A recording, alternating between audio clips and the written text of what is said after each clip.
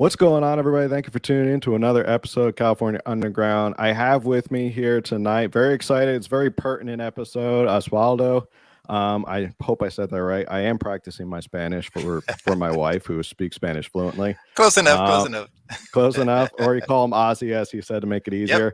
easier. He's from Triggerology. He is a certified firearm instructor. Mhm. We're going to be talking about everything Second Amendment tonight. There is no dispute about what we're going to be talking about. It's all Mhm. Second Amendment here in California on the national stage. A lot going on. Like I said in the pre-show, Biden literally just got done with a big statement, national address, outlining what he wants to do. So there's a lot to dive into tonight. And the most important Mhm. thing that I said is if you have any questions, make sure you direct them at Ozzy. He can definitely help you out, clarify anything, and we'll be getting to all that as well. I have my co-host Cynthia with me. We're all back in the saddle again after a couple of weeks of COVID and all that stuff, but we're back in the saddle again. So Cynthia, how are you doing? I'm doing great. Awesome. So Ozzy, let's jump right in. How about you introduce yourself? Tell us what you do. Tell us what Triggerology is, and we'll go from there. Yeah. First of all, thank you so much to both of you for having me on. I am a firearms instructor. I like to call myself a Second Amendment instructor. Matter of fact, because I like to involve people in everything that it is the Second Amendment, not just to just the pure firearms, but everything that the Second Amendment is about, which is not just about firearms, is about freedom. So Mm. I operate in the larger Inland Empire area, Los Angeles County, San Bernardino County, Riverside County. Mainly, I do a lot of trainings to first-time gun owners and to people who are looking getting into firearm ownership. So, wow, over easily the last 2 years, the vast majority of the training I've been doing is just people who are brand spanking new to the Second Amendment community, which is awesome. It's fantastic, and I am super glad to take part in to welcoming people into the Second Amendment community. So would you say that, and I say this anecdotally, that Mhm. more people have gotten into firearms, owning a firearm since the start of COVID? I think maybe the pandemic kind of pushed people into figuring out if they need to defend themselves in case society goes south or something. Yeah, absolutely. But I will kick it back actually quite a few years back to 2015. Mm, okay. Mm. 2015, that election cycle, Hillary Clinton was that she was going a lot. People were in fears of very strong gun control incoming. Everyone Mm, expected her to win. So there was a huge drive to become gun owners, purchase AR-15s and the like type of rifles. So it was back then, and then all throughout since then, absolutely, gun shops have been busy. No Did doubt. you see the same thing happen when Biden got elected? That a lot of people kind of picked it up, or there was more people introduced to it? Um, it was kind of steady, Mm-hmm. but at that time, what happened was the ammo rush, Yeah. which was really interesting dynamic because obviously gun control. A lot of people, whoever was already in the mindset of of acquiring a firearm, they already acquired it. So Mm-hmm. now came the stockpiling. Mm, yeah. Mm. Here in California, happened big time because of the latest gun controls that happened back then. I want to say they kicked in. There were already talks about it in 2018, 2019, establishing background checks for ammunition every single time that you purchase any amount of rounds, you had to go again and go more background checks. So people were like, screw it, I'm just gonna go with every paycheck, purchase as much ammunition as I can. Yeah, Until there's definitely that rush, and I remember, I don't know, it was like you'd get an alert, and if you weren't at the ammo shop the minute it opened, you Yep, were not getting 9mm that day. That's how crazy it absolutely. was. Yep. Yeah. Shops, firearms dealers, where people were, I will tell you, in tune in the calendar. They knew which firearms dealer got their typical shipments of ammunition which day of the week, and then lines were outside Yeah. before they open. That's Yeah, and it was what even was bad going on. for 12 gauge shotgun shells. I Yep. remember Oh yeah. I would try and Everything. find 12 gauge. It was like they were like, "No, we got plenty of 20 gauge," and you're like, Uh-huh. "That's useless to me, but thank you." Yeah. Or if Yeah, you wanted absolutely. birdshot or anything like that, Yeah. you weren't finding any defensive ammo for shotgun around Correct. that time. Your typical But staples were in very, very high demand. yeah, it was definitely weird in 2020 and early 2021. Oh yeah. But I wanted to hop in. We'll get to the national stuff and everything that's Mhm. been going on, and we'll Mhm. talk about kind of Biden's proposals and the left's proposals Mhm. for the new round of gun control that always happens in the wake of a lot of these shootings. Mhm. I wanted to talk first about, because the name of this episode is exercising your Second Amendment rights in California. Mhm. And a lot of people, I think, just kind of write off the fact that they can actually practice or exercise their Second Amendment rights here in California. Mhm. And I've seen your posts, even though you're not happy, I'm not particularly happy about Mhm. the process of like getting your carry and conceal. You still can exercise your Second Amendment rights in California, Mhm. correct? Yes, you can. You can absolutely. So the very first California, it's all about gun control. Okay, it's all about gatekeeping. So there are many laws that have been put into place with the pretense of keeping kids happy, kids safe, and families safe, and what have you. So it a lot of the laws, the gun control laws here, are just based on police state, on nanny state. Hmm. It's just, it is what it is. So the very first step that a Californian must do in order to become a firearms owner is attain an FSC, a California Firearms Safety Certificate. Hmm. The way that you acquire that is through your typical firearms dealer. They all have what is called a California Department of Justice certified firearms instructor. I am one, Hmm. and this is a person that the state has vetted uh, to be able to provide the people with the firearm safety certificate test, which is a current, in its current state, is a 30 question long test that, if you, I believe it is 70%, if you Hmm. get 70% correct answers, then there you go, you can receive the FSC, and you can go and purchase the firearms that are available for purchase here in the state of California. So that's the very first step. Yeah, and you'd mentioned that, I think at the tail end, that's important to clarify that I know you caught it.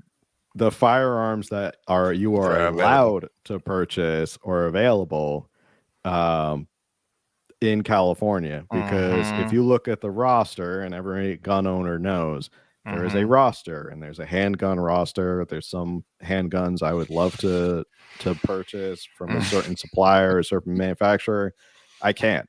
It's not Mm-hmm. on the roster. Mm-hmm. And one Yeah. thing they always try to do is, I don't know if this passed, but they were talking about, they wanted, if you were going to add a new handgun to the roster, they were going to take two off. So Yeah. eventually you keep Mm-hmm. adding one, subtracting two. Mm-hmm. Talk Mm-hmm. about the roster a little bit and what that means. Sure. So this was 10 plus years ago. It's called the Save Handgun Act. in California, and it was a gun control that was established. In a nutshell, it is designed to, slowly but surely, death by 1,000 cuts. Just slowly but surely continue to drop handgun after handgun after handgun. And what that act did was it imposed some very stringent safety requirements for handgun manufacturers to be able to sell their handguns here in California. It all goes along the ways of, handguns are easily concealable. They're easily, manipulated by, say, minors and stuff like that. So they put provisions in there where, the firearm has to be safety tested, drop tested. So when the firearm is dropped, it doesn't go off. There are some stipulations in there where the firearm has to somehow, by some magic voodoo technology that does not yet exist, imprint a serial number into the casing every single time that the firearm is discharged. That technology does not exist, and likely will never exist. Why? Several reasons. It is easily defeated.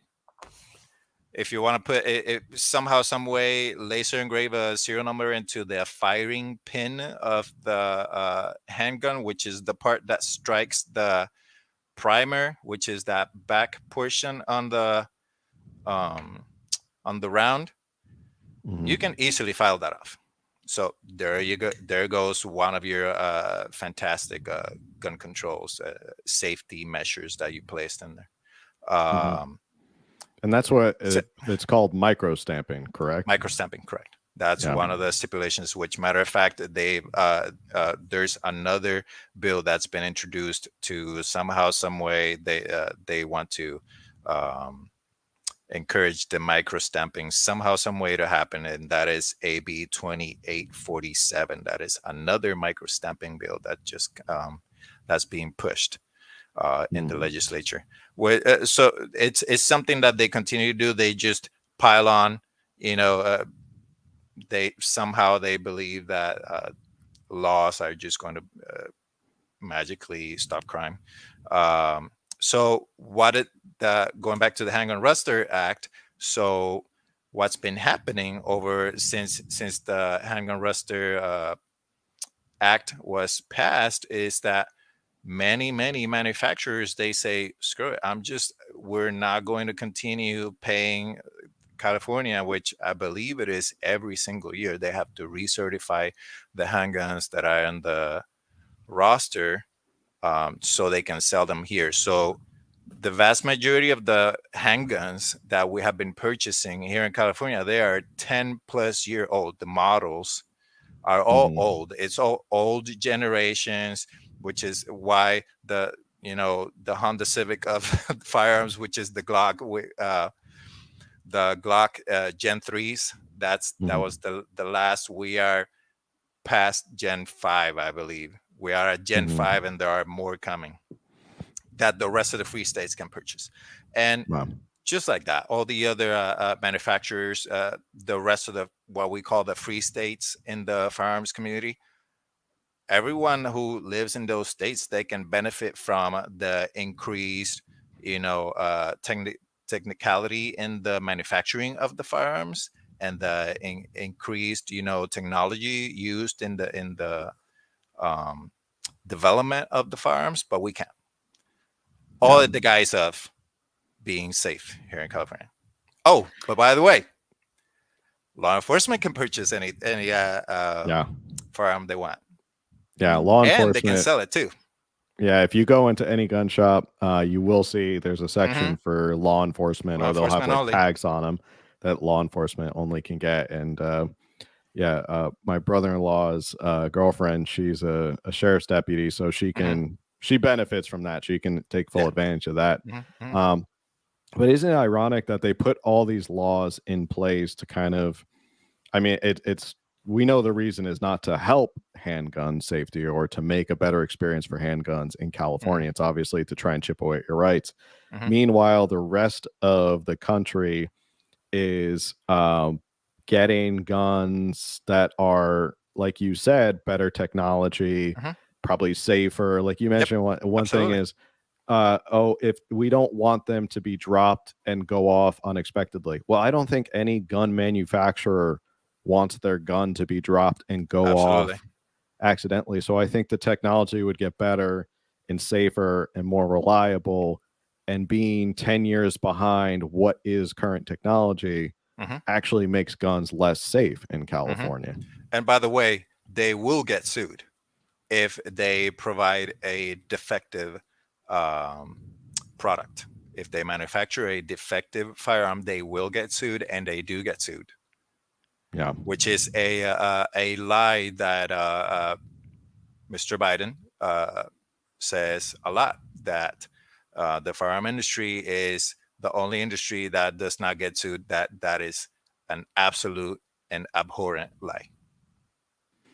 Yeah, it is kind of, a lot of these things, they don't, you can tell a lot of these gun laws are not written by people who have likely ever picked up a firearm in their life. Another example, moving on from the handgun roster, is one of my favorite bugaboos is the flipper on most rifles, the plastic flipper that they make you put the fin on your the fin, the flipper. I call it a flipper, but it's a fin. Yeah, that's talk about accurate. That. Well, that came about as a workaround from the assault weapons ban that was established here in California some years back, where the AR, not just the AR, but any semi-automatic center-fire rifle that could accept a detachable magazine and be outfitted with a number of largely cosmetic, but mostly also functional features, such as a telescopic buttstock, a foregrip, what's called a flash hider, but that goes in the very tip of the muzzle, which deflects the flash upon discharge. They named all those. Oh, and by the way, a pistol grip. They named all those features in the typical semi-automatic centerfire rifle. They named all those as evil. They said that rifles with those features are incredibly deadly and accurate, and thus they wanted to name the rifles with those features as evil and as assault weapons. And then there comes the incredible firearms community. They want to make sure that still Californians can enjoy the Second Amendment rights and purchase centerfire semi-automatic rifles, and they went ahead and came up with any number of devices to get around having to register your rifle as an assault weapon.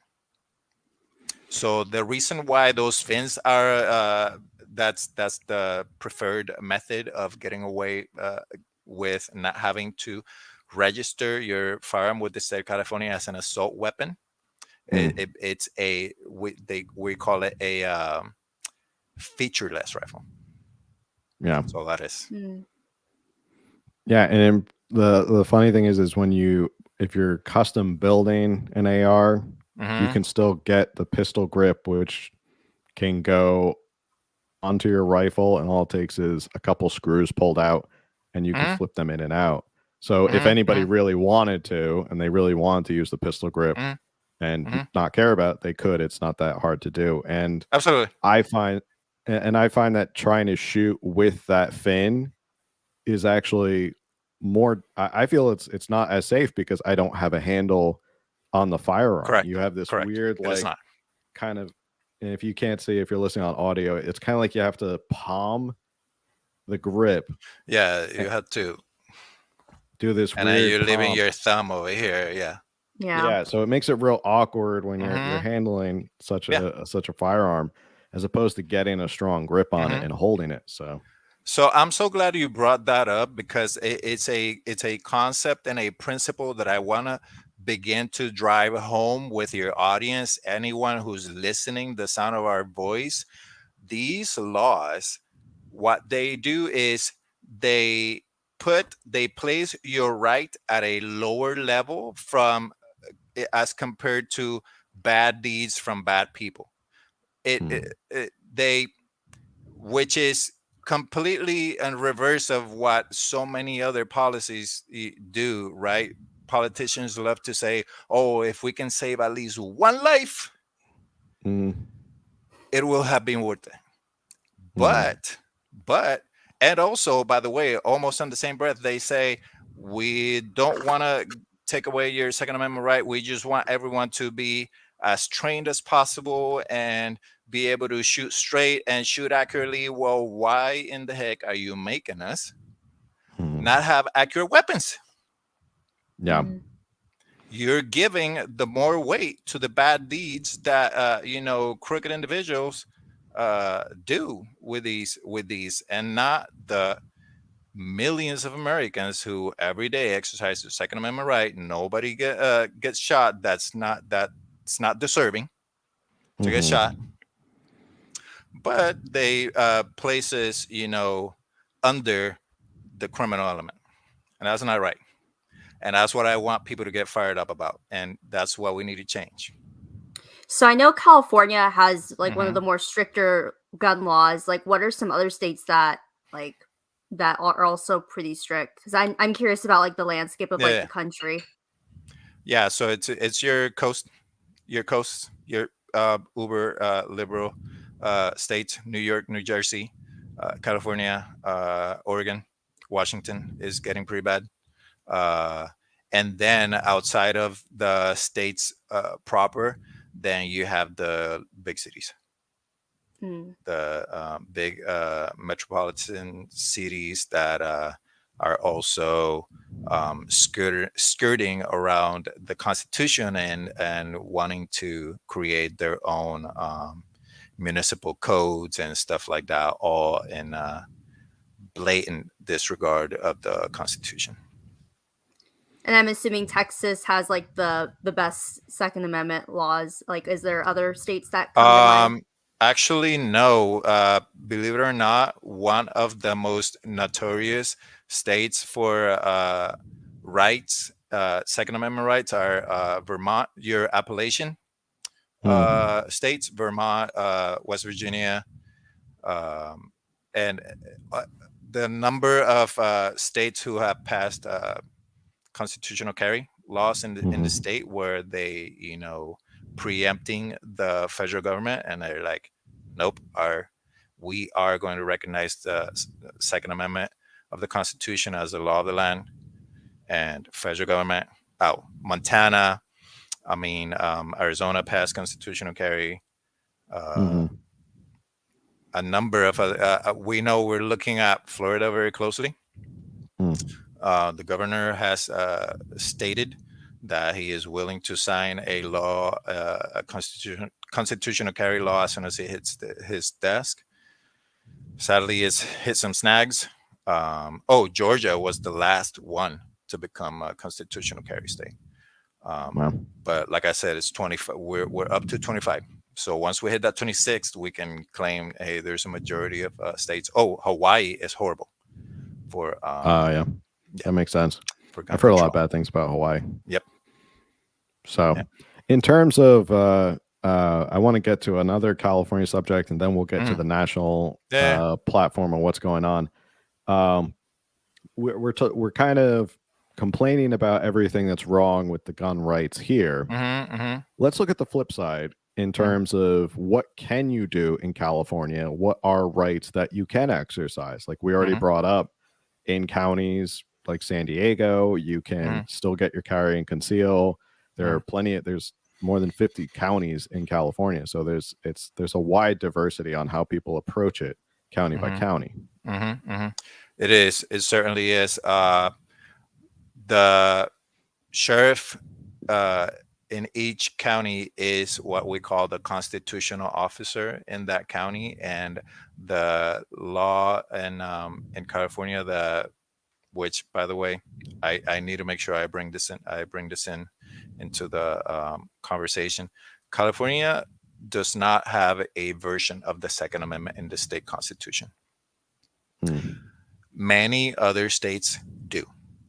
Many other states, in the constitution of the state, they have a version of the Bill of Rights, including the Second Amendment. California decided to skip right over the Second Amendment.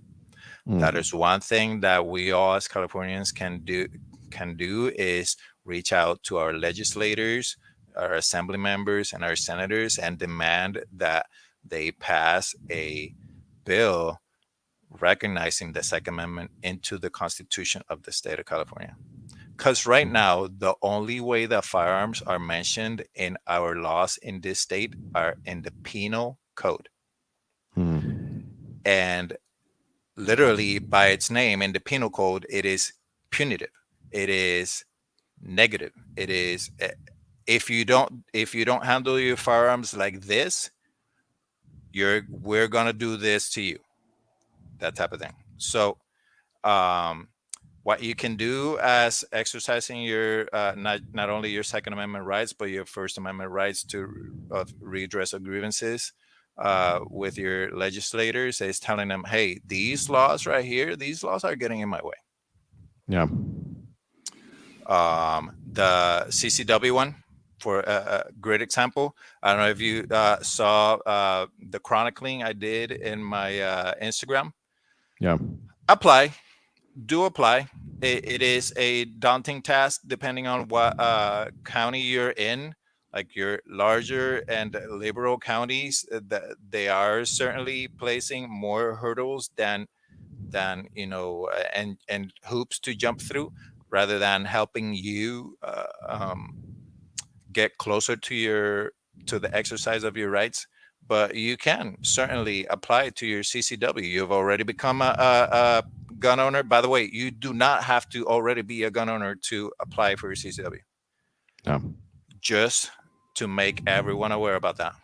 You can get that application in, and then, because it's going to be a few months, and then once you have gone through the process and the good cause, I don't know if you want to talk about that. Yeah. Then you go ahead and you place the different firearms that you want to have in your carry permit. Yeah, there's plenty did I of answer time. your question? I know I talked a lot. Yeah, I think you did. I think that's there is still ways to exercise your Second Amendment rights here. It's not as I mean, I think people like to look at the negatives, but I think one thing you can do, in my personal opinion, if you want to protect the Second Amendment and you want to protect your right to a firearm, is just actually just exercise it. Like, even though it may be limited here in California, still go out and exercise it. Exercise the hell out of it, you know? Absolutely. Buy the guns you want to buy, you know, train with them, learn how to store them, how to take care of them, go to ranges. Go to ranges. I've met so many people who are like, I hated guns, and then you take them to a range, and then they come out and they go, I love that. That was so amazing. That was so much fun. So I'm so exercise it. I'm so glad you bring that up, because the other thing, as you were listing these things, was, and talk about it proudly too. Yeah. Don't be like, oh yeah, I own a AR-15. No. You talk about it proudly. You're not doing anything wrong. If you're not someone who is utilizing that tool because they are defensive tools, okay, they're not just for hunting. The Second Amendment is not just for hunting, and it's not for shooting clays. Okay, it is to keep your freedom. Talk about it proudly, because you're an American. Just because you are here in California, and for some reason the government here in the state of California somehow, some way believes that they are no longer part of the union, and they treat people in California as if they are subjects, not citizens. No, begin exercising your Second Amendment rights proudly. If you want to wear T-shirts every now and then, wear them proudly. Second Amendment. It doesn't have to be, anything gross or grotesque, right? It can just say 2A. Yeah. I am the militia, which is a small shout out to Mr. Collian Noir. He sells that type of T-shirt or whatever. You just have conversations with neighbors, family, friends, co-workers. And it doesn't mean that you're going to become that gun nut, because we get told, we get called a lot of things. Yeah. And I think there is that stigma, and in California, there's definitely a stigma, especially if you live in any of the coastal cities. Maybe not San Diego as much. I feel like San Diego is still pretty favorable to the Second Amendment. Because of we have the military. Yeah, the military is a big part of that. But if you go to places like LA or San Francisco, it's like, oh my God, you have a gun? Like that's scary. But California is a big state. So go out and enjoy it, and go out and actually exercise it. And the more people who are not afraid to exercise it and talk about it and show people like, hey, there's a lot of us out here, and we're a big block of voters out here. Could just change politicians' minds to back off of it a little bit. And it comes down to local politics as well. That I always say, I'm a broken record. Your sheriff has a big part of it. Always make sure you know who's going to be running the sheriff's department. Make sure your county supervisors like that, they have a big influence on the county and what you can do in the county. So your city council, they vote on funding and defunding the police. Correct. Yeah. So I want to encourage everyone. I've been telling my students this for a while. I want to encourage everyone to go and seek out whoever is seeking office and whoever is actively sitting in that office, and ask them, what are your plans to getting me closer to my rights? What are your plans to getting me closer to my freedom? I haven't heard you talk about freedom for a while or ever.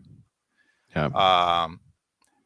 Can you please tell me some of the things that you would engage in to get me closer to my rights? Because and I'm gonna give you, I'm gonna bring it back to the roster, okay? I've had many students. Oh my gosh, I've had many students that as they'll send me screenshots through Instagram or in text message. Oh man, look at this gun, is so bad. And I'm like, yeah, it's awesome, but you're not a cop, so you can't buy it here. Or I'm sorry, you were going to say something. No, I'm just saying, yeah, I'm agreeing with you. Yeah, and then then come the other students, like one of my last students that she's a very nice lady, on her 60s, grandmother. She wants to, because she owns a firearm, right? Bought her own first firearm, but it is a type of pistol. It's little and cute and whatever, and she thought that it'd be perfect, but she can't even rack it. She struggles, right? And I told her, oh, guess what? It was a Smith & Wesson M&P Shield, okay? It's a really tiny one. A lot of you've probably seen it and probably shot it. My wife has one, so. Okay. So it's still a very old model, okay? Smith & Wesson came up with an updated version that is easier to rack. It's called the Smith & Wesson M&P Shield EZ, for easy racking. And I told her, oh yeah, you know what? They made this updated version of this one. It's called the EZ, and it was for people like you who have trouble racking the slide. She's like, oh wow, can I get it? I said, no, I'm sorry. The gun control in California says that it is not safe for you, and you can't get it. Even though it is better for her. Even though it'd be better for you, and you would be safer, and you'd be able to protect yourself even better than with this one that you're having. And so she got fired up, and that's what I like to do, and talk about the actual real life consequences that gun control has on the good people. Yeah. The vast majority, if not all, gun control laws do nothing to help you. They do not. They hurt you. Yeah, and I think people don't realize when they, people who are anti-gun or they don't own guns, and they vote for these measures and they say, "Oh, this is fine. I'm all for this and this and the other thing." And one of my favorite stories, I'm sure I've said it on one live or something. It was right before the pandemic, and a man walks in. We were actually at the range. We had just gotten done practicing. We were about to check out, and we were looking at some other guns. And man walks in, and this was days before the big shutdown, the 15 days to flatten the curve. Okay. Guy walks in, and he looks at the counter guy. He says, "Hey, how can I help you?" He goes, I'd like a handgun." The guy behind the counter goes, "Okay, well, do you know what kind? Do you know what like caliber? You know what manufacturer?" "I just want a handgun." "Okay, well, do you want to give me a little like idea of what you're looking for? What are you going to use it for? Is it?" I don't know. I just need a handgun and I need it now." And the guy says, "Okay, well, I'm going to tell you right now, you're not walking out of the store with a handgun right now." And the guy he kind of was shocked, like, what do you mean I can't walk out of the store right now?" "Well, you have to go through an application, you have to go through a background check, you have to go through a 10-day waiting period." So I think there's a lot of those laws out there that people don't know until they come face to face with them, that they go, "Oh, okay, I'm not really sure if this makes sense in the real world when I want to exercise my Second Amendment rights." And the more people get engaged with it, they actually learn more about it and get, like you're saying, fired up. And that was the 10-day, and that was the effect of the 10-day waiting period gun control that was established here a long time ago. And just for historic background, it was for to help avoid crimes of passion. Okay, not just crimes of passion, but also try to help stem the wave of suicide by hang-on. Okay. Now, on the flip side of that, I've had students that have been in that type of situation where I had one student that she, over the course of what it was 2 nights, some probably a crackhead was trying to break into her home as she was home alone for 2 nights in a row. First night that it happened, she was on the phone with 911. 911 was telling her, "I'm sorry, we can't get there." Yeah. And she didn't have a firearm. Yeah. Okay. Sadly. And she told me, "I was scared, literally scared for my life." And they, I think she told me something to the effect of, dude was trying to break into her house for like over an hour, close to an hour. Once finally the cops arrive, they give him a ride to wherever it is that they give him a ride. And because of the outstanding laws that we have here in the state of California, they let him go. And dude comes right back next evening, try to break into her home again. But guess what? She had already gone to a firearms dealer, but guess what? There's a 10-day waiting period.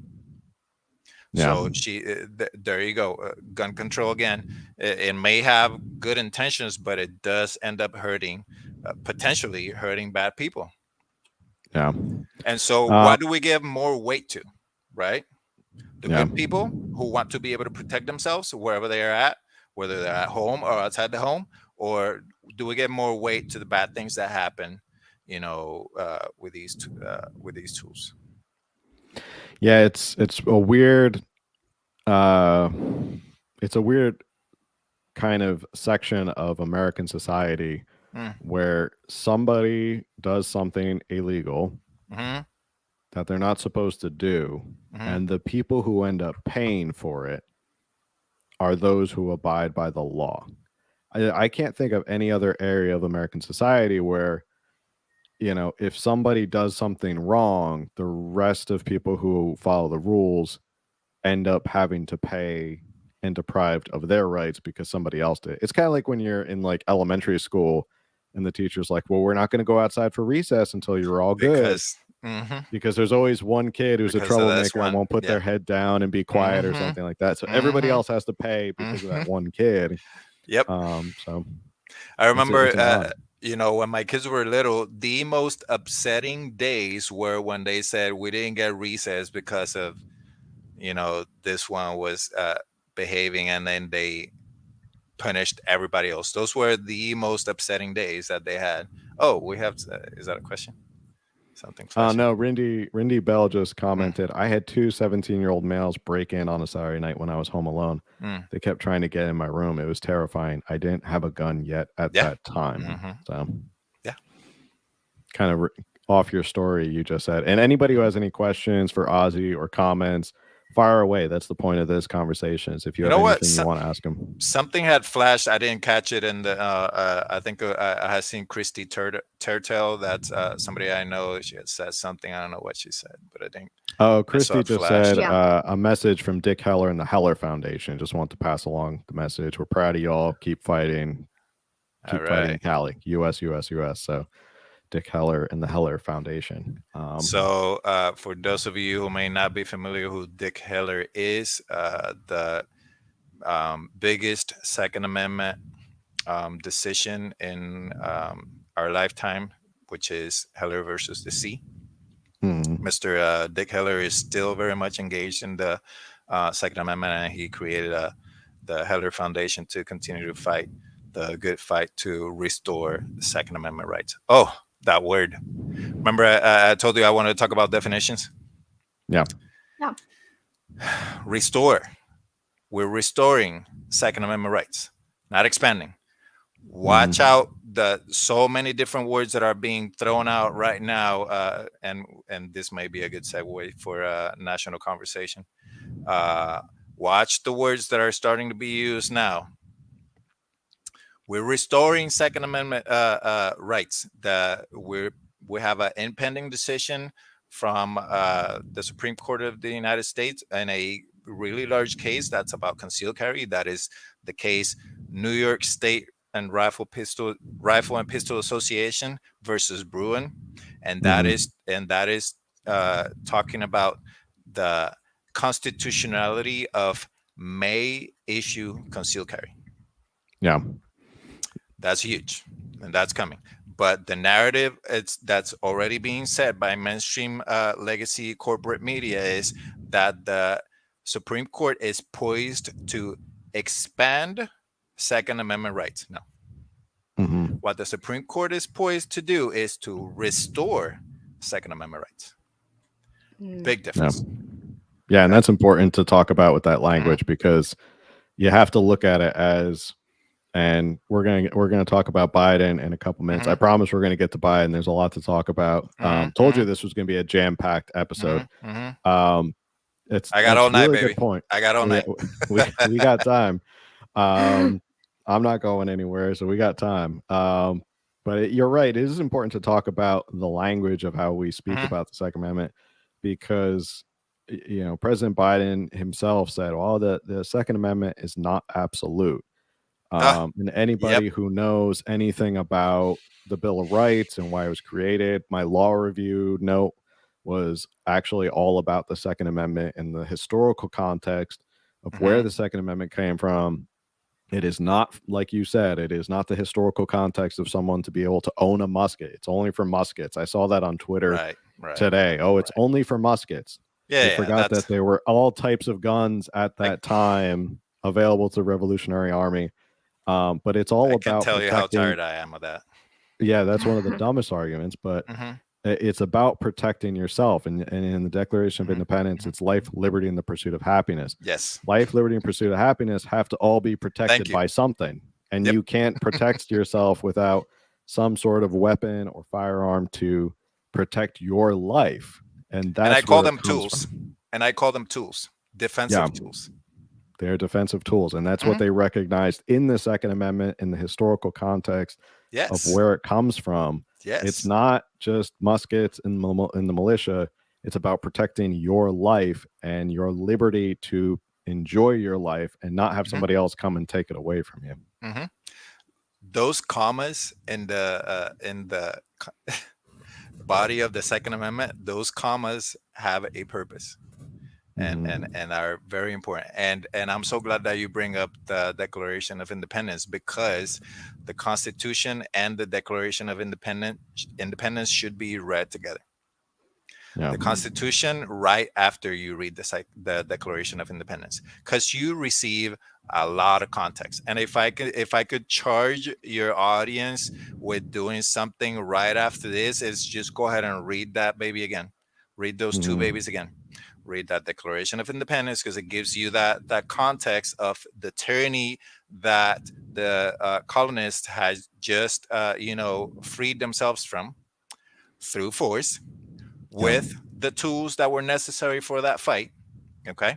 And they're like, we need to put this, we need to write this right here in this document right now, what we did. And we need to charge this government that we are creating, with not infringing on this very important right. Yeah. The Second Amendment, people, does not grant you rights. It merely, it enumerates it. It guarantees it. And it is a charge to the government. It's literally pointing the finger at the government and saying, shall not be infringed. Yeah. These are It's the a rights that very you strong are directive. Yes. you are born with as part of nature. Yeah. And you as the government have to lay off all of these rights. And that's one of the biggest issues with the left-right dichotomy over the Second Amendment, is that people believe your right to a firearm is granted by the government. No. Like, oh, the government allows you to have these firearms, when in reality it's no. It's amazing to this point we're allowing the government to infringe on this right so long. So the government should be thankful that we're allowing them to, especially in California, they should be thankful they're allowed to infringe on it so much. Last thing about California I want to discuss was Newsom did propose that he wants to roll out the biggest gun buyback program in the nation. Isn't it amazing? Yeah. And I was reading an article from the Federalist today about how I mean, unless it's a mandatory gun buyback, which would be cheers to that. Cheers to that, Newsom. Yeah, cheers to that. Cheers to that. Try that. I know I didn't know we were cheering. I would have bought something. Oh, I'm sorry. I know you're a coffee guy. This is a coffee liquor, because it's too late to drink coffee. Is it Carajillo? Kahlua. Kahlua. Okay. I know that. But yeah, he wants to roll out the biggest gun buyback in the nation. And the Federalist has a good art. I'll put it in the show notes for people to look up. But he talks about how most voluntary gun buyback programs fail just because of how the free market works. Like, most times when they do a gun buyback program, most sheriffs say they get guns that are out of commission, that are antiques that they don't want anymore. Nobody who is a active gun owner is going, remember that rifle I spent $2,000 on building myself? Right. I'll trade it in for $300 to the sheriff. That sounds like a good deal. Nobody's doing that. I can't even tell you how frustrating it is. And anytime that I come across a post like that, and I think LA County Sheriffs did one not too long ago, and you can't help but to notice, and to me, somebody like me, they stick out like sore thumbs. So all I got to do is just a cursory look at their, because they love to do their pictures, and I can see that it's all just really old, broken rifles, bolt action that were my granddaddy, and it's been in the garage, in the corner of the garage, just collecting dust and dirt and rust, and it's not serviceable. You can tell that it is not a firearm that's actively being used in the commission of crimes. And by the way, tell me what criminal, okay, your everyday crook, is going to turn in the firearm which they are using to follow home someone that they watch shopping in Rodeo Drive, and they follow him home to the hills, and they use that firearm to intimidate that person, and then they go back home with 10 grand worth of stuff. Tell me what criminal is going to give up that firearm that's been giving them a huge return on investment for what, $100 gift card to Walmart so they can go buy cheap jeans? Yeah, Stop it.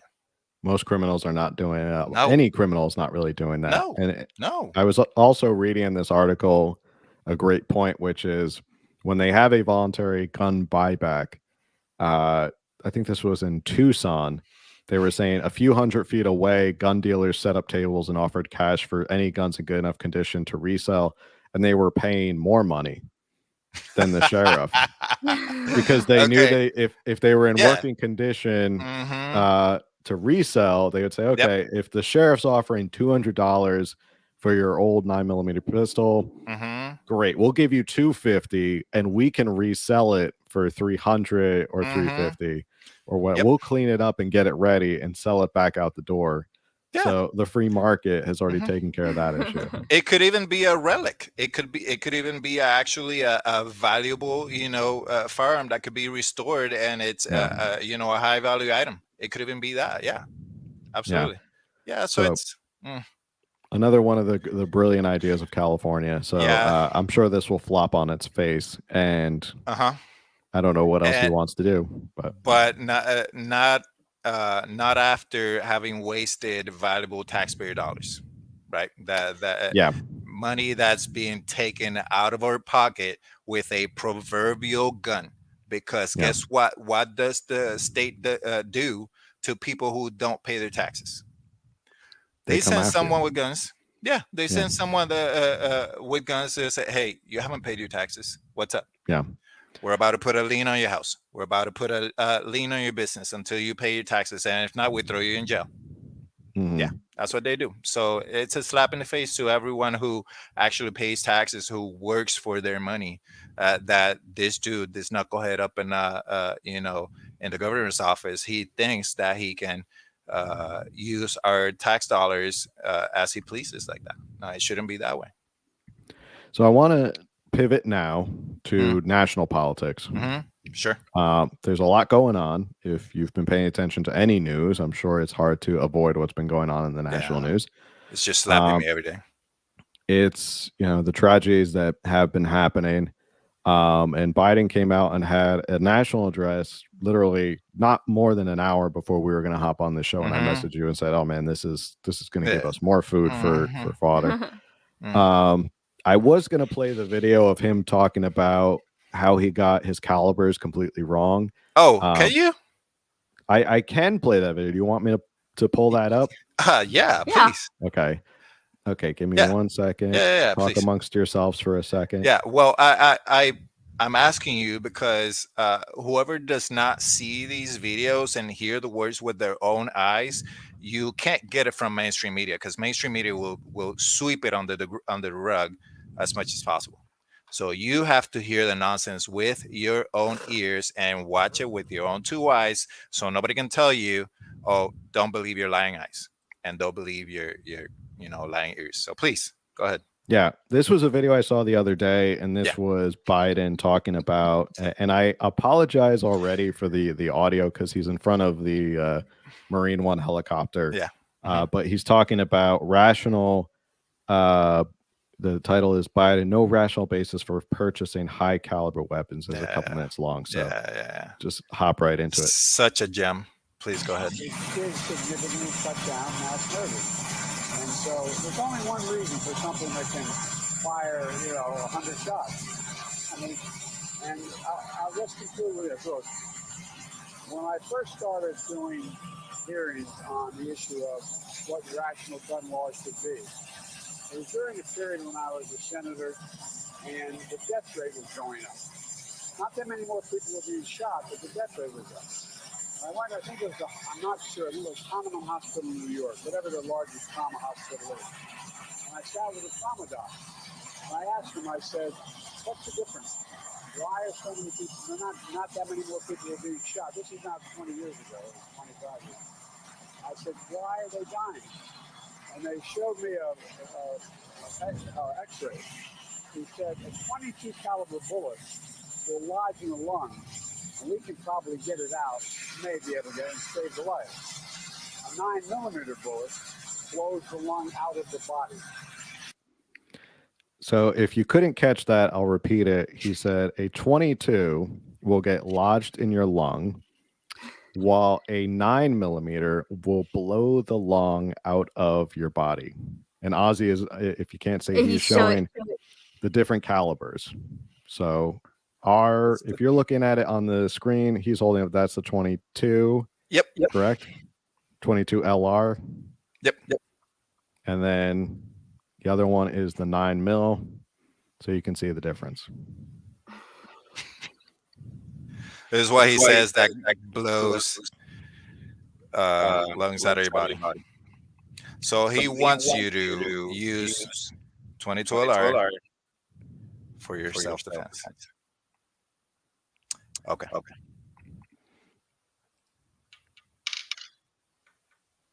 Incredible. So the idea of these high caliber weapons is there's simply no rational basis for it in terms of what this is about self-protection, hunting.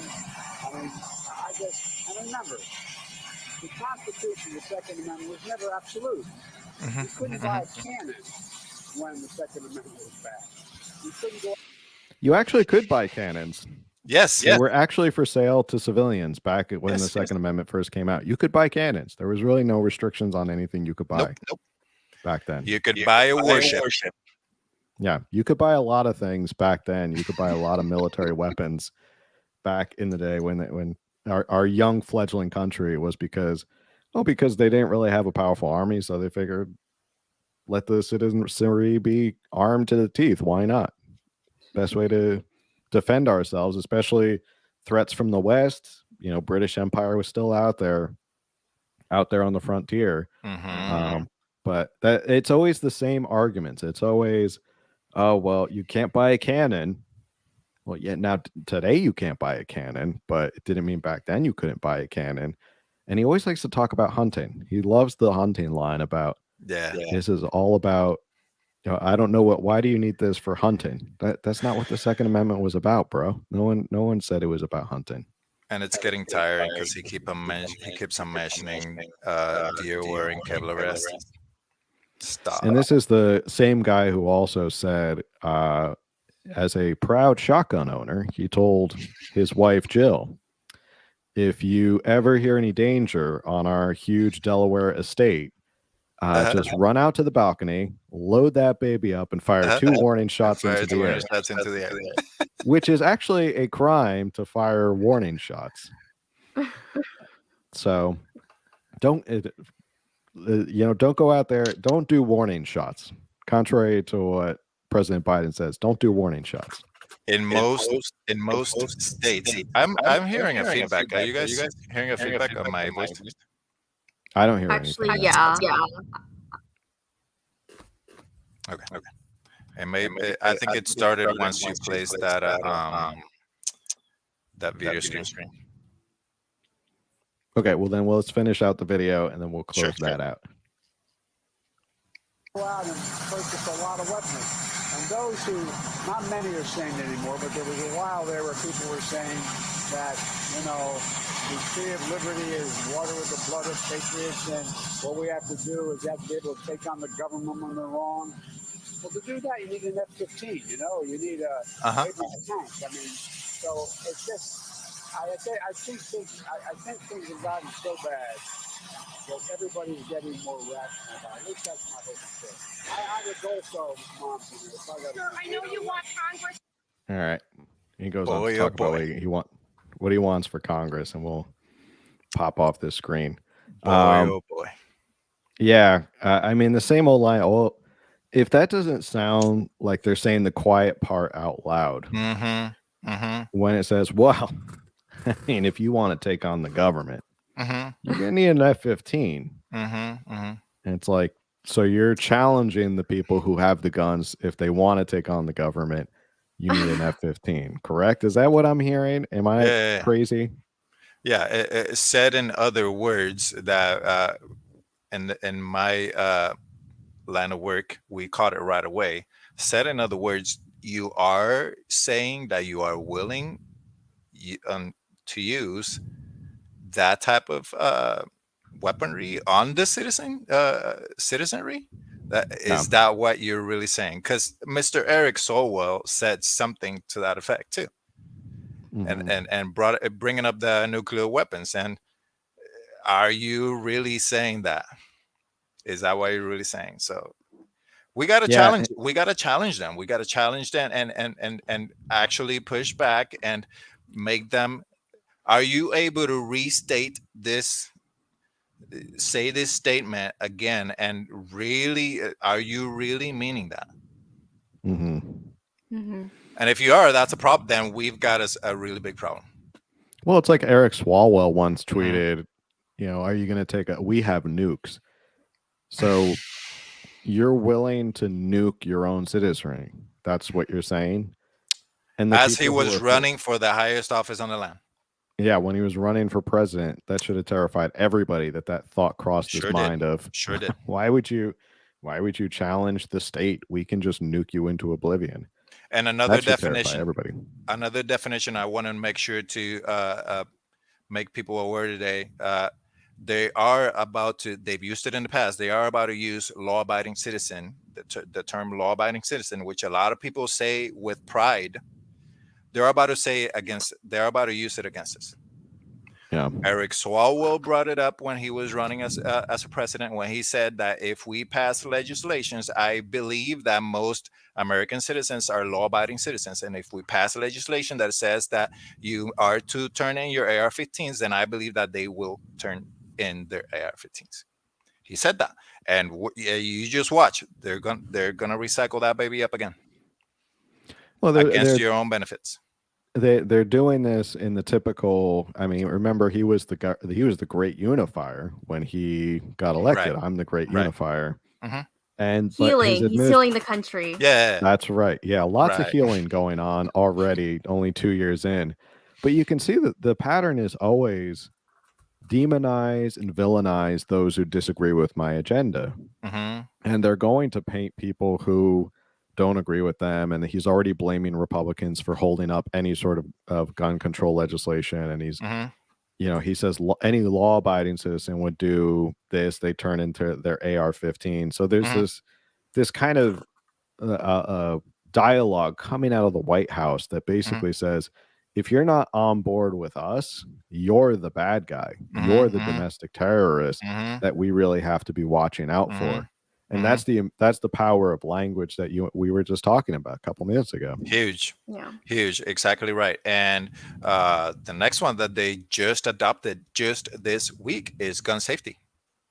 They Yeah. no longer want to use the term gun control. Yeah. It's too toxic. So watch, they've already pivoting. Most of the bigger names pushing gun control, they're already pivoted to using the term gun safety. So whenever you hear gun safety, it's gun control, Yeah. and it's not keeping you safe. No, as we've already discussed, because a lot of these Mhm. gun control laws don't get you the best gun, and they don't get you the best access to firearms that are the safest when it comes to Correct. gun safety. Correct. We've had as long as we've been a country, we've had this one law that says that you can't murder. Mhm. Yet it still happens.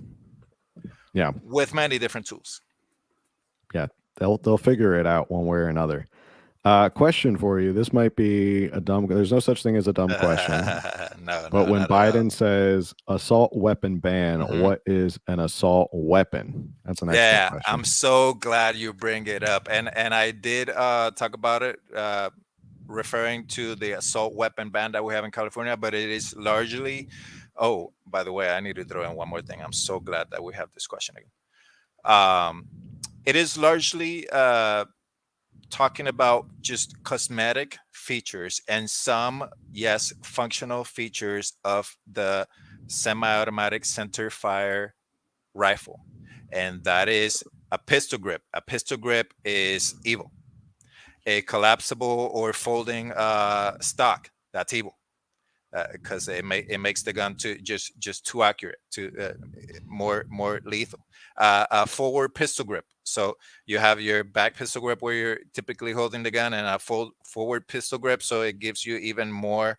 It gives you a good solid 3 points of contact. So again, because you have your buttstock right here usually, and you have your pistol grip, and you have your forward grip. So it gives you a fantastic and very stable framework for you to work with that defensive tool. That's evil. Flash hiders or a compensator up in the front. That's evil. So they want all those things. The flash hider and the compensator, typically that item in the center fire semi-automatic rifle, that helps with the muzzle rise. It helps keep you your follow-up shots stay a little bit better on target. All those features are able. Now, the latest one that they're adding, and I want people to really pay attention to this, is, and Biden, I've caught him a couple of times saying it, an assault weapon is a weapon that is capable of accepting a detachable magazine. Yes. They want you back to bolt action. Yeah. They want you back to bolt action because a magazine is evil. Yeah. Doesn't matter if it's 10 rounds, 5 rounds, whatever it's. Nope, not at all. Because again, what I said at the beginning, they're placing more weight to the bad deeds that are done with these tools rather than the weight, which should be heavier, the good uses of these firearms, which should outweigh anything else. Defensive use of these tools should outweigh any negative use. Okay. And you should not be limited. Here's the other one that they're pushing with this latest and forgive me, I don't have the bill that they were discussing today in the Judiciary Committee, I believe. The limiting the capacity of rounds. Again, these crooks, they're getting super bold. I don't know if you guys follow any your typical news accounts on social media and whatever. These crooks are getting very bold. They're ganging up, 3 and 4, and they're rolling deep, and they're all armed, and they're gonna have the standard capacity magazines, but they want you, because you are the law-abiding citizen, they want you to have 10 rounds. They want you to reload. They want you to have, to face those attackers, and not have the most efficient and effective tools that you can possibly have. Yeah. That's what effectively, I mean, pun intended, they want you outgunned by criminals who have a better gun than you do. But they say, what they're saying is, oh, we can't have our cops being outgunned. But what crook is going to follow your laws, man? No. What crook is going to follow your 10 round capacity laws? No, they're not. They're not. No. So in the address tonight, I'm reading from Yahoo News. I didn't watch the whole thing because it happened so fast, and I didn't even know it was happening. They probably did that by design, that they didn't want people to know he was going on national TV. But here, this is from anytime they can hide him behind anything. Yahoo News says, this is a quote from him. He says, here's what the families in Buffalo and Uvalde, I think I said that right. Is it Uvalde, or I probably in Texas? I'm pretty sure that's Uvalde, like Uvalde? Spanish Uvalde, but most people are saying Uvalde. But Uvalde. That's fine. In Texas told us what we must do. We need to ban assault weapons, which we just talked about, high capacity magazines, which we also talked about. Standard capacity. If we can't ban assault weapons, then we should raise the age to purchase them from 18 to 21. He said Biden also listed strengthening safe storage laws, background checks, and implementing red flag laws, among other rational common sense measures that must be taken up and passed by Congress. Several of these proposals were rejected in the months after 26 people, including 20 children, were murdered at Sandy Hook Elementary nearly 10 years ago. So which one do you want to start with first? We already talked about the assault weapons and the high capacity magazines. Let's talk about Yeah. raising the age from 18 to 21. And I Sure. made this point on Twitter that somebody said, well, I think you should not be able to buy a firearm unless you're 21, even if you're former military or if you're in the military. I don't think you should be able to buy a firearm, which to me makes it sound like, okay, so you're fine with sending 18-year-olds over to die in foreign wars that are only for profit for Raytheon and Lockheed Martin. Thank But you. Thank you. when they Thank come you. home and they want to defend themselves, oh, you can't do that. That's too dangerous. But we have no problem for you being a meat barrier to go die in foreign wars Thank and you. deserts for oil and big weapons. Thank you. So Thank you. As a veteran, I thoroughly appreciate you saying that. yeah. Absolutely. Unironically, because yes, so here's my take. Okay. I'm all about consistency. I cannot stand, intellectual inconsistency. If you want to do that, then let's just do it across the board. Let's make it, the age of consent. Let's make it 21 across the board. Mhm. Don't allow anyone to sign up into the military until they're age 21, and they are probably going to be more like, you're trying to send me to go fight for your military industrial complex, huh? Yeah, okay, Yeah. no. Yeah. So okay, let's go ahead and make it 21. Let's make it 25. Yeah. Let's make it 25. Yeah. And kill the entire alcoholic beverage industry or tobacco industry. Erase, the largest demographic, that they go after, which is 18 through, whatever. Yeah. And not only that, Let's go ahead and do it does deprive the military of one of their best selling points, which is you walk up to an 18-year-old who you. has no idea what they want to do. They don't know if they Thank want to go to you. college. I can't afford college. Mhm. Guy in a sharp uniform comes up to him and says, have you thought about your future? Mhm. We can give you all this stuff. You'll travel. You'll see the world. You may just see a sand pit somewhere in Afghanistan, but Mhm. these are and it is. I don't know if you saw the video. Hmm. Thomas Massey was on fire today in the hearings. Yeah, it was. Yeah, it was. He was Yeah. incredible. Love Thomas Massey. He Mhm. cornered Jerry Nadler Mhm. and made Jerry Nadler stumble over himself because Which is Jerry not too Nadler- hard. Well, yeah, Jerry Nadler's he's not the sharpest tool in the shed. No, it's So not. he brought up the point that the same point. He said, "Well, I think I would like to move the age to 21," and then Thomas Massey pointed out the same thing. So you're fine with sending people over or enlisting in the military at 18, correct? But you don't want people buying guns until they're 21 because you said their brains aren't fully formed yet, correct? Yeah. And he goes, okay, so you want people joining the military. You're fine with people who don't have fully formed brains joining the military. And Jerry Nadler was kind of like, that's not what that's not what I meant. No, that is exactly what you meant. That's exactly what you want. Yeah. You're trying to say, I don't care if their brains are fully formed or not. Put that uniform on and go to a war. That's right. And my lobbyists behind me, they want me to send more people off to war. Hey, we need to go send more people over to Ukraine to fight for democracy or whatever. Exactly right.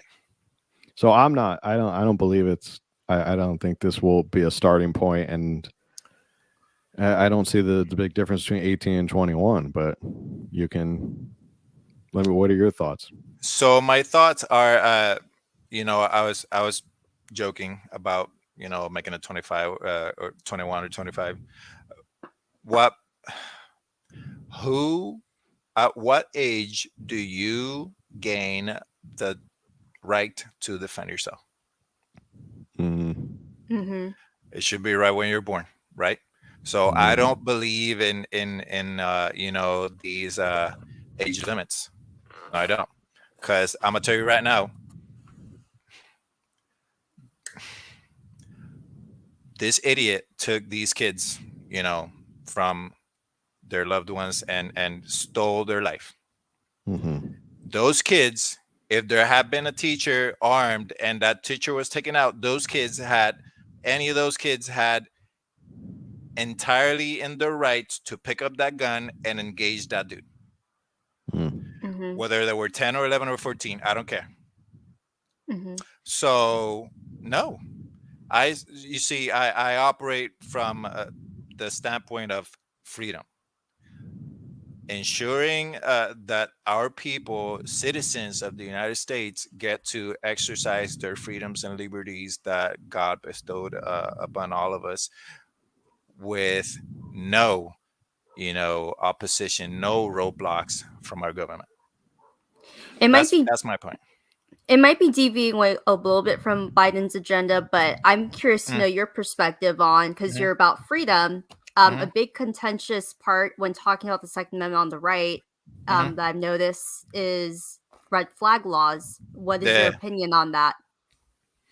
I'm completely against them because when you look at, again, if you've studied our documents and the Bill of Rights, we have Fourth and Fifth Amendments, and red flag laws are huge infringements on the Fourth and Fifth Amendments. And just to clarify, can you just give a quick rundown? What is a red flag law for people who don't know? Yeah, sure. The red flag laws, otherwise are also known as gun violence restraining orders. They are being referred like that here, for example, here in California. Mm-hmm. And the gist of it is, you're a firearms owner, somebody who knows you, a neighbor, coworker, your significant other, they have some sort of concern that you are a danger to yourself or to others. They make a report to the authorities, and what the authorities do, the way that these are structured, is they'll come and take your guns first, and then they do due process. So it's an entire flip of of our judicial system, where we are all supposed to be accused of a crime first. Mm-hmm. But now we are reaching what was that movie where they try to see who's likely of committing a crime, and they want to catch Minority Report. Thank you. Mm-hmm. We're a Minority Report. Yeah, we are a Minority Report, that they are somehow, some way, they are looking in the future, and they are accusing you of a future crime, and then they come and deprive you of your Second Amendment rights. They take away your firearms, and you have to prove that you were not about to commit a crime. It's crazy. It's backwards. Mm-hmm. So no, I do not support gun violence restriction orders, otherwise known as red flag laws, because the potential for abuse is horrible. It's already been abused. People have already been killed by cops showing up in the dead of night, because that's another thing. Cops love to do the raids in the dead of night when people are asleep, right? Come knocking on the door. We've had several cases of no knock warrants, or even knock warrants announced, right? Cops, but they're effectively whoever's inside the home. Mm-hmm. And if they're armed, you can effectively be like, this is somebody just trying to break into my house, announcing themselves as cops. I'm gonna grab my gun. And what happens? As soon somebody, one of the cops sees that there's a gun, they're just shooting at you. Yeah. So that's it. Yeah. No. I don't agree with them. So would you say it's like a slippery slope? Because I've always been so kind of fascinated by it, because you would think the Republicans are on the right, like we're supposed to be stereotypically the ones that are more for the Second Amendment, and I've always been astounded to see and hear so many Republicans actually be for it. It's like some kind of compromise. Like, no, this isn't. There's no gray area. This is a hill that's worthy to die on.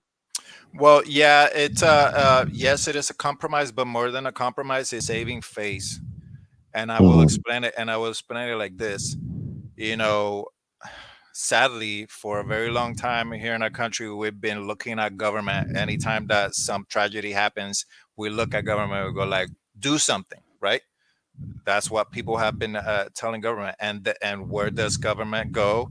They just come up with these ideas, and that's where that's coming from. It's just saving face. We're doing something. By the way, here's another thing I greatly disagree with.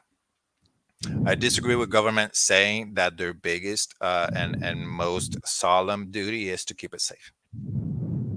I don't agree with that. Yeah. I don't agree with that, because that's a promise that government cannot keep, and they do not keep routinely. Yeah. So it should be up until your biggest and most valuable, possession is your life, and you and only you are, the ultimate defender of your life, not the government. Yeah, and I think even good police officers who are out there who are doing their job, and there are plenty of them out there, and they will fully admit our job is not to be your bodyguard or your private security. We cannot be everywhere at once, and we can't stop everything at once. So no, and there's no. I'm gonna tell you right now, to somebody as a father, right? If I were a cop, there's no amount of money on earth that you can pay me so I step in front of a bullet for you. I'm talking about as if I was a cop. There's no amount of money that you can pay on earth to a cop to go step in front of a bullet for somebody else, because that means they're not going to go back to see their family. Yeah. No, it's just human nature. And I'm not knocking on cops. I have friends that are cops. I served with people who are now cops and in different, realms of law enforcement. But there's no amount of money on earth that you can pay someone to go and die for somebody that's not their kids or their loved ones. Yeah. So what's the alternative? The alternative is get government out of people's way. Get government out of the right of people to keep and bear arms and defend themselves. It's actually simple. It's actually quite simple.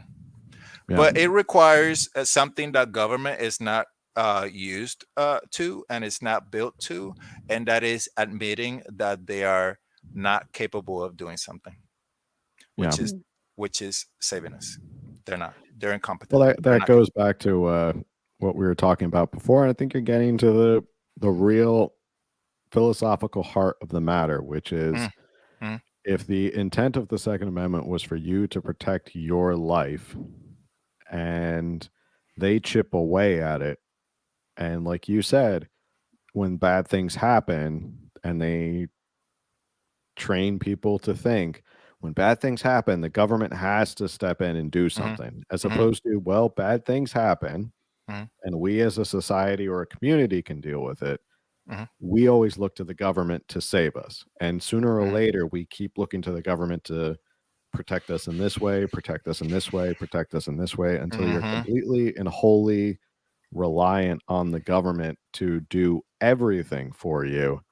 And exactly that's really the slow crawl towards authoritarianism that I believe that they're fine with implementing. They're like, yeah, absolutely, give us more power to save and protect your lives. We wink wink, we don't really care about protecting your lives. You're meaningless to all of us. We don't care if you die in a gutter. Correct. It's about gaining the power and the ability to control your life and do all these other things. That is why they're coming up. It's a little bit off subject, but I do believe it's related. That is why they're now saying, the World Economic Forum, what is it that they're saying? You will own nothing and you'll be happy. Have some overarching, umbrella of covering all your needs. You just be a tax cow. How about that? And just be happy. Just be a tax cow. Give us our taxes and we'll take care of you. And no, that is, the Matrix, the original movie Matrix, that was prophetic. Okay. Yeah. That original movie, The Matrix, that was prophetic. Indeed.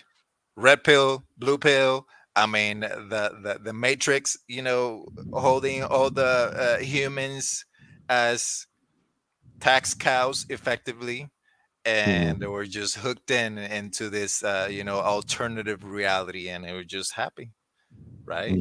The few that were unplugged, they were like, wow, how that I've been living like what? And that's what COVID did. Yeah, COVID unplugged a lot of us. I think so, and a lot of people. I mean, not to get way off topic, but Sure. outside of the Matrix, this has all been happening. This happened throughout history. This happened in the 18th century. It's why we had a revolution. Even more so, it's why there was a French Revolution, because they were being taxed to death in France while the elites were living their happy lives, and they just didn't care about anybody. You couldn't buy a loaf of bread for how many, whatever, French dollars back then. And it's, you look at the similarities of where we are in society, and it's eerie in that sense, and it's scary to think that's where we're headed. That we have a government in place now that says, oh, just give us all the power, give us everything, just trust in us, continue to pay your taxes that we keep raising every year like a good little tax cattle, and we'll protect you, don't worry about it. Meanwhile, like, Nancy Pelosi is worth $200 million, and no one bats an eye at that. And why is this? We've gotten to another point where it's like it's another French Revolution, where we're tax cattle, our liberties, our natural rights have been absolutely eroded to a point where you can't even find your natural rights anymore. You literally just wake up, go to work, pay your payroll taxes, your gas tax, your sales tax, your food tax, your your property tax, your tax on this, your tax on that, until the day you die, and then they don't care. You've been a useless. And then you pay your tax again, your death tax again, and then you pay another tax when you die too, and your kids pay a tax. Last thing I want to touch upon is he brings up background checks, and there's always this confusion about background checks. Do people do background checks? Do you have to do background checks? What states do background checks? And I want you to just clear the air for people so that people, whenever they get in their little Twitter spats or whatever, they can just say, look, you're wrong. This is the facts. You're not right. So what's the deal with background checks? So it is federal law in all 50 states that if you are going to acquire a firearm from a federal firearms licensee, FFL, you are to go through a background check, which is a NICS check, National Instant Criminal System, where they check for your criminal record in all 50 states and territories. If you pass that, you're scot-free. Now here in California, we have two background checks. We have the federal and we have the state. Okay. So no, you have to do a background check. Now, there are other states in which it is legal for someone to sell their rightfully owned property whenever to whoever they please, as long as that person is not a prohibited possessor. So just because it's a firearm doesn't mean that it is not your property and that you can do with it as you please. Okay. So there are many states in the country that people can do that. It's a transaction with somebody you know, a neighbor, family member, whatever. You want to sell them or gift them the gun, and what the laws in most of those states state, if you are aware that they are a prohibited possessor, then you shouldn't sell it to them. Now, again, I'm going right back to who cares to abide by a law and who doesn't. There's nothing, you can put all the laws on the books until, the book falls out, right? If somebody wants to sell a firearm to somebody else outside of the law, they will. Yeah. Okay. If somebody wants to file off a serial number, which for some reason that I fail to understand, Democrats and some Rhino Republicans seem to believe that a serial number on a firearm has some magic GPS that makes it traceable. Listen, all you need to do is file off that baby off, and that's it. You got yourself a ghost gun. Untraceable. That's it. you cannot trace it. Yeah. The serial number only traces to the original manufacturer and wherever that manufacturer first sent that gun to a whatever federal firearms licensee. That's it. And then to whoever purchased it from that FFL first, that's it. If the very next person filed off, got that gun stolen, and then that person files off that serial, that's it. It's gone, untraceable. So in the case of a background check, it only looks up any sort of past criminality, correct?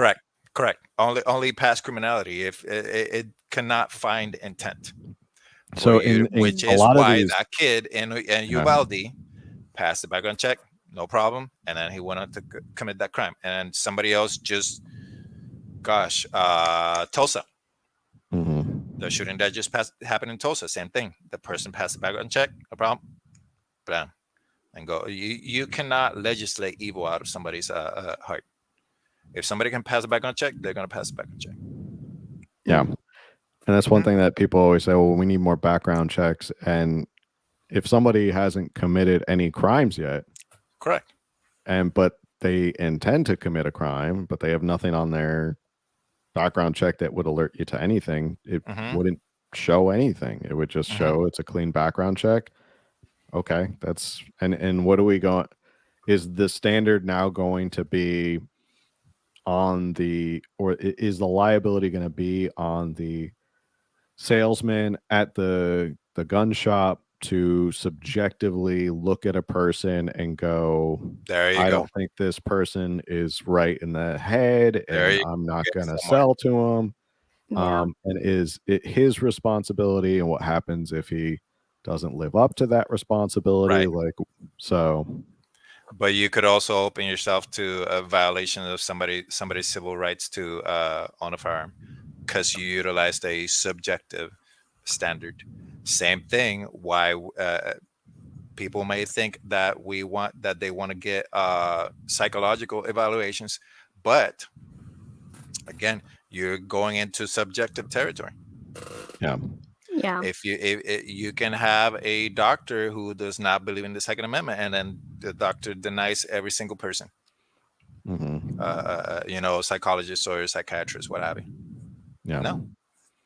You cannot trump people's rights to self-defense with the tool of their choosing. Yeah. Oh, by the way, Jerry Nadler, and today's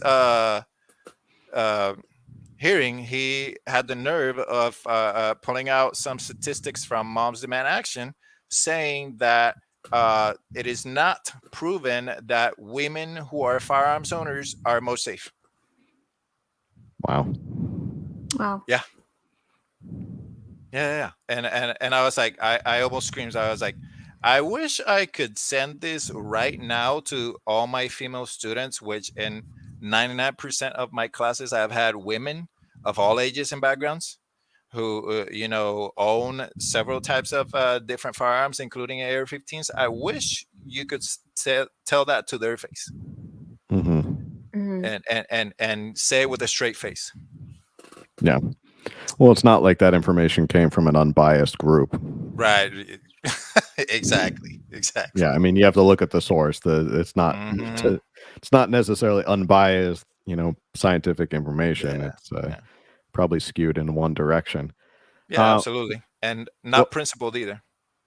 Well, this has been, I don't want to cut it off, but it has been an hour and a half. This has been an incredible podcast episode. I fully expected it to be incredible, and I told everybody they should tune in. A lot of information. We probably could have chatted for another hour. Oh yeah, absolutely. So it was jam-packed. But I'll be happy to come again with you. Absolutely. Just I was going to say, we definitely have to have you back to talk more about this, especially in California, because I'm sure there'll be more laws coming down the pike, and we can talk all about that stuff. Before we log off, though, where can people find you and learn more information about you? Absolutely. So I'm on Instagram at Triggerology_FT for firearms training. I am also on Twitter. I am tweeting. I joined not that long ago, where I am actively engaging all your favorite anti-2A folks. And there's the same thing, Triggerology FT, where I am engaging everyone who's trying to take away your rights. And my website, triggerologyft.com. Yeah, I'll definitely have to give you a follow on Twitter because I saw on Instagram you were posting your dunks on anti-2A people. So I'm gonna have to give you a follow on 2A or on Twitter. I'm gonna follow you too on Twitter. Absolutely.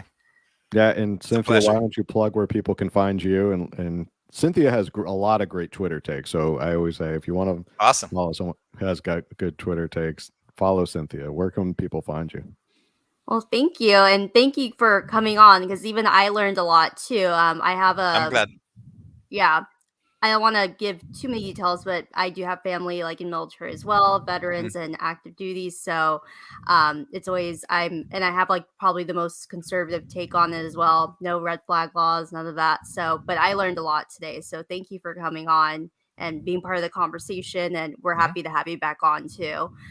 So on Twitter, and on Instagram, you can find me Cynthia Cowie. So it's CYNTHIA. And then my last name is Cowie, KAUI. Awesome. Thanks again, everybody. And if you enjoyed this podcast, as I always ask any of my listeners, if you really enjoyed it, text one person. Let them know that you really got something out of it. Share it with people. That really helps us. If you want to support the show, you can support through the shop and merch and all that stuff and Patreon. You can check it out on Instagram, California Underground. Go to the link and you can get all that information. So thanks, everyone, and we'll catch you on the next one. Night. Stay free, friends. Later.